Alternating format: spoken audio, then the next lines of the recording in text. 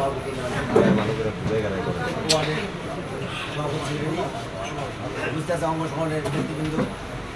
আলাইকুম। গত শনিবার দিন থানা কমিটি মিটিং হয়েছিল। ভুলবশত আমাদের দাওয়াত দেওয়া হয়নি।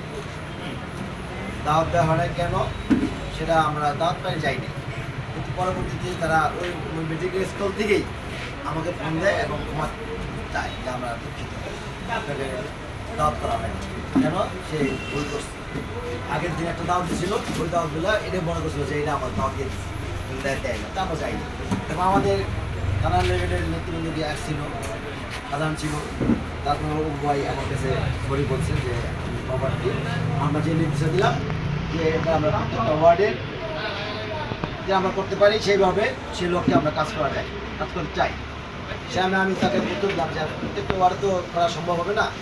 যখন নির্দেশ দিল 3টে স্পটে যে লিডার থামবে, একটা হলো ওই মেদিনী মণ্ডল, আরেকটা হলো কনকশা, আরেকটা হলো কিদিরপাড়া। তা আমাদের এখানে নাই, কুমারভোগে নাই। তারপর আমি তো বললাম যে না ওইটা বলতে হবে।